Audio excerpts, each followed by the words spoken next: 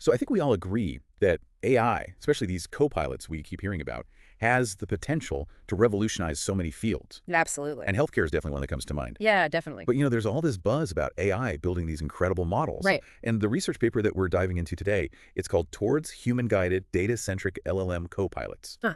And it kind of wants to shift the focus a little bit. Okay. It's making the case that the data itself is just as crucial as those fancy models. I like that. So it's less about the glitz and glam of the AI building the model and more about the foundation. The foundation, the data itself. Yeah, and this is especially relevant for anyone listening who's interested in really understanding the nuances of how AI can be applied effectively. Definitely. Because if you don't have good data, you're not going to have good results. You're not going to have good AI. Exactly, and that's what this paper is really diving into. Yeah, it's interesting. So to give you a little preview, they introduced this framework called CliMB-DC. Okay. And it's basically like an AI co-pilot.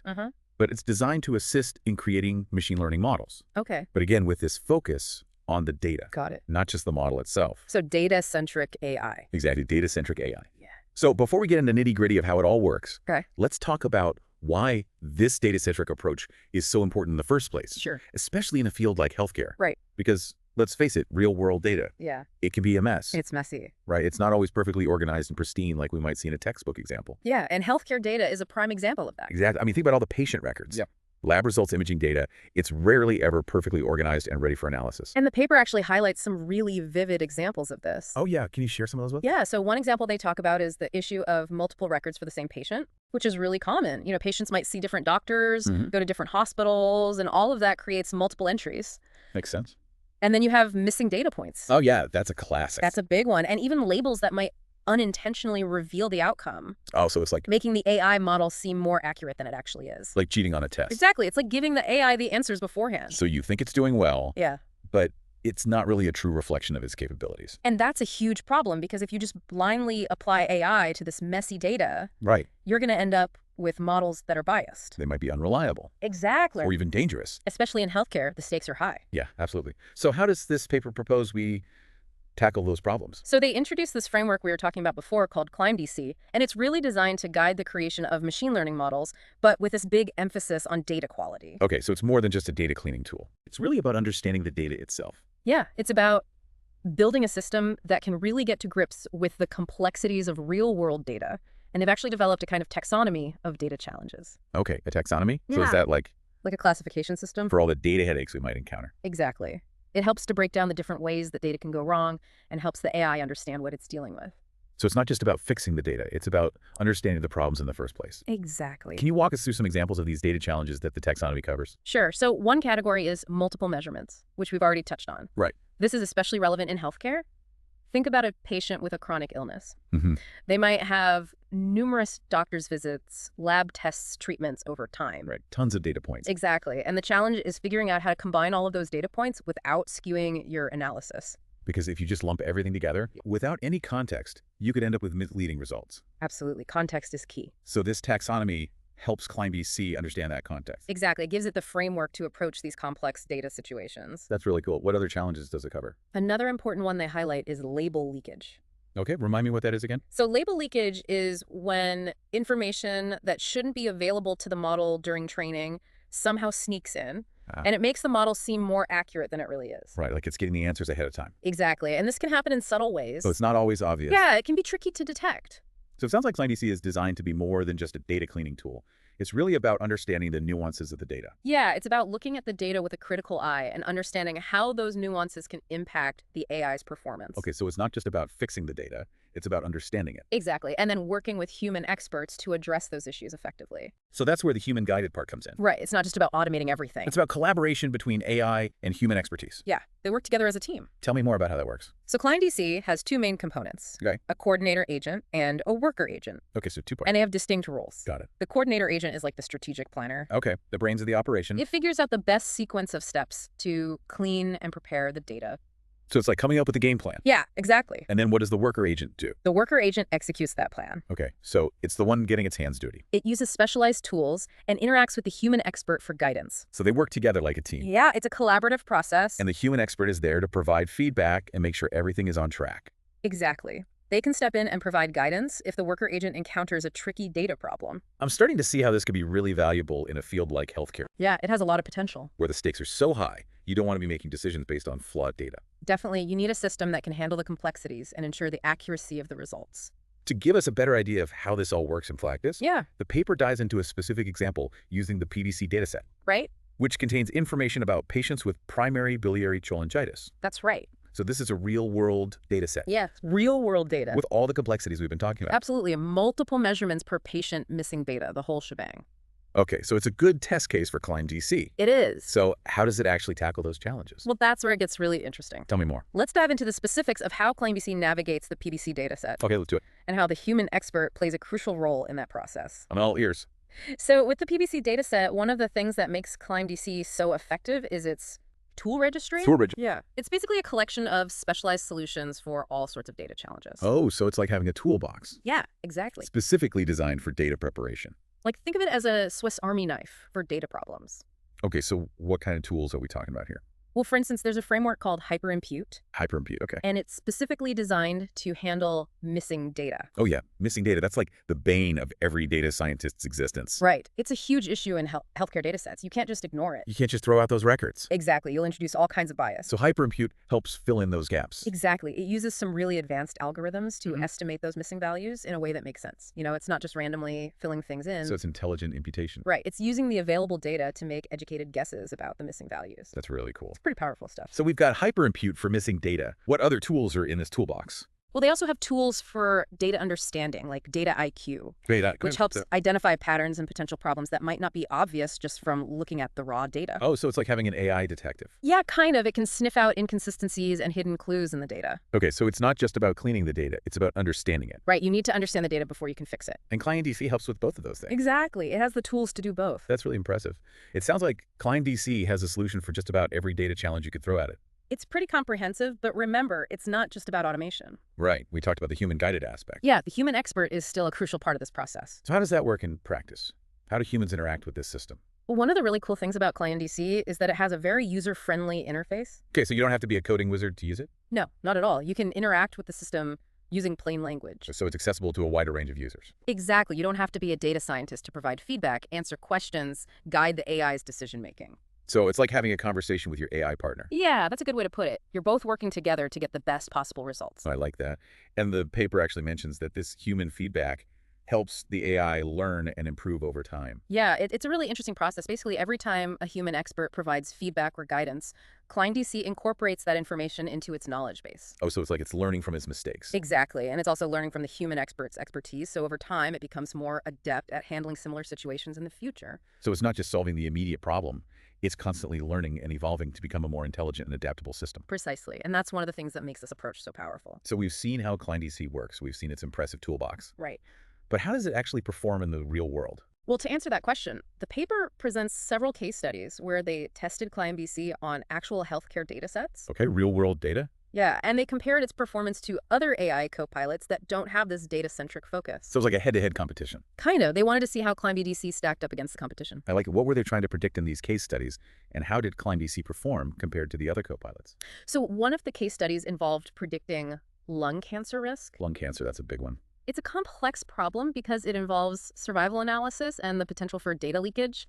You know, that thing we talked about where information about the outcome can sneak into the training data. Right, and that can really mess up the results. It can make the model seem much more accurate than it actually is. So how did the other co-pilots handle that challenge? Well, they really struggled with it. Like they couldn't figure it out? They produced inaccurate results, and they even crashed in some cases. Oh, wow, so they failed the test. Pretty much, they just weren't designed to handle the complexities of this real-world data. But CliMB-DC was able to handle it. CliMB-DC did much better. It was able to identify and address the data leakage problem thanks to the guidance provided by the human expert. Okay, so that's 1 point for CliMB-DC. And this allowed it to produce accurate and reliable results even with this really challenging data set. So it passed the test with flying colors. You could say that. What about the other case studies? Did they see similar results? Yeah, they did. They also tested it on a data set for primary biliary cholangitis, which is what the PBC data set is for. Right back to our original example. Exactly. And that data set had those multiple measurements per patient and missing data that we talked about. Right, a lot of potential pitfalls. And again, the other co-pilot struggled, but CliMB-DC, with its human guidance and specialized tools, was able to produce valid and meaningful results. So it's consistently outperforming the competition. It seems to be, especially when dealing with messy, real-world data. Were there any other case studies that stood out? Yeah, there was one more that I think is worth highlighting. Okay, lay it on me.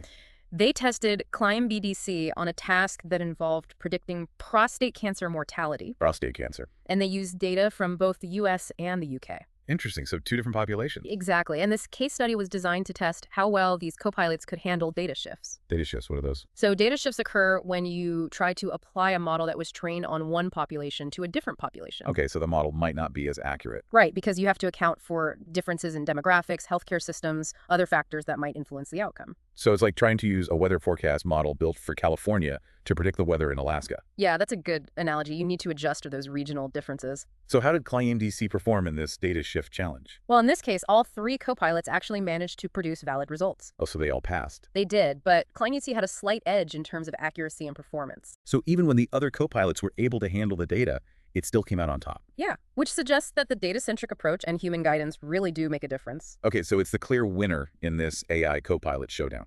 It seems to be, Yeah. but beyond just comparing performance metrics, I think the bigger takeaway here is that data quality matters. Right. It's not enough to just have fancy AI models. You need to have good data to feed them. Exactly. You have to understand the nuances of your data, identify potential pitfalls, and use the right tools to address those issues. And that's where CliMB-DC really shines. It does. It brings together all the pieces, the human expertise, the specialized tools, the data-centric approach. It's a really powerful combination. So you're saying that if we want AI to be a truly valuable tool in healthcare or any other field for that matter, we need to treat data with the respect it deserves. Absolutely. We can't just throw data into a black box and hope for the best. We need to understand it, clean it, prepare it, and make sure it's the best possible fuel for our AI engines. I like that analogy. Data is the fuel that powers AI. And just like with any, fuel, quality, and refinement are key. Exactly. You want the highest grade fuel to get the best performance. So we've talked a lot about how impressive CliMB-DC is. Yeah, it's a pretty cool framework. But I'm curious about some of the technical details. Sure. The paper goes into some depth about how the coordinator agent actually learns from its mistakes. Yeah, that's a really interesting aspect of the system.